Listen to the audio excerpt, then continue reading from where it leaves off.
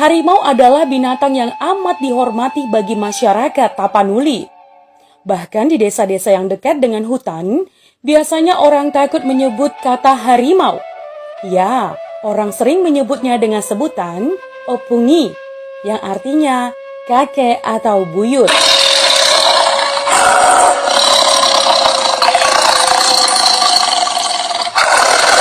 Di Batak Toba, harimau ini disebut babiat sitelpang atau harimau pincang. Disebut pincang karena konon harimau ini berkaki 3, sehingga ketika jalan kelihatan terpincang-pincang.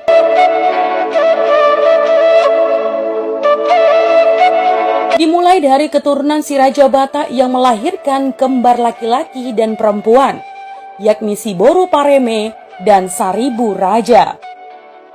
Meski keduanya kembar, mereka saling jatuh cinta dan melakukan hubungan incest. Akibat perbuatannya itu teman, keduanya lantas diusir keluar kampung. Si Boru Pareme dibuang ke hutan dan Saribu Raja diasingkan ke tempat lain. Ya, di hutan si Boru Pareme tinggal sendiri. Setiap hari ia meratapi hidupnya sehingga membuatnya jatuh sakit. Ya teman, pada suatu hari di sebuah hutan yang lebat dan sepi dari kehidupan manusia, tampaklah seekor harimau Sumatera.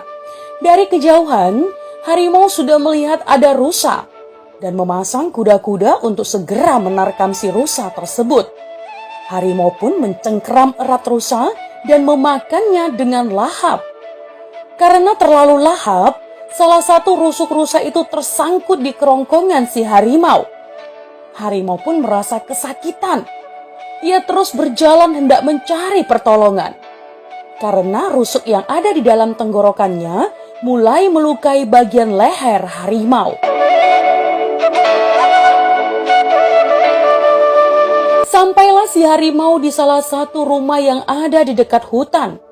Hanya rumah itulah yang berada di hutan tersebut. Ya teman, tidak ada rumah lainnya. Si harimau pun mengaum dan mondar-mandir di depan halaman rumah tersebut.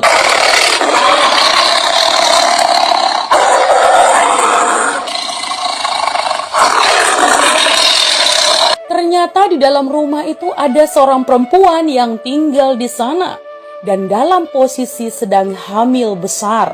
Namanya Boru Pareme. Dia adalah perempuan yang memiliki hubungan terlarang dengan saudara kembarnya sendiri, yaitu kakaknya atau abangnya. Hamilnya adalah hasil hubungan saudara.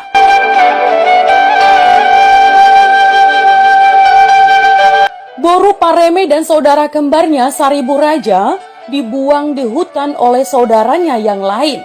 Boru Pareme di hutan yang terdapat harimau di dalamnya. Sementara Saribu Raja dibuang ke hutan lainnya. Mereka dipisahkan. Ya, wajar teman. Saudara si Boru Pareme kesal karena kelakuan buruk kedua abang dan kakaknya itu. Niat mereka ingin membunuh kedua abang dan kakaknya diurungkan. Karena mereka pun tidak tega sebenarnya. Ya, akhirnya dibuanglah mereka ke hutan yang merupakan alternatif untuk membunuh mereka tanpa harus melakukannya sendiri. Di hutan ada hewan buas. Pastilah mereka akan menjadi santapannya, pikir mereka. Boru Pareme keluar dari dalam gubuknya. Dilihatnyalah seekor harimau seakan ingin menerkamnya.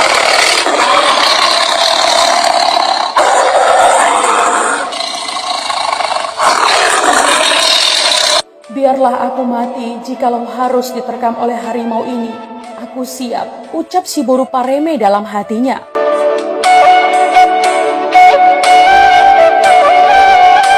Boru Pareme pun menyerahkan dirinya kepada si harimau tersebut. Makanlah aku sudah siap, ucap Boru Pareme pada si harimau. Bukannya dimakan, harimau itu justru mendekatkan dirinya pada si Boru Pareme. Harimau membuka mulutnya lebar-lebar, seolah ingin memberitahu pada si Boru Pareme. Boru Pareme melihat ada rusuk yang menyangkut di kerongkongan si harimau itu. Lalu ia berusaha untuk mengeluarkannya. Si harimau hanya diam mengikuti apa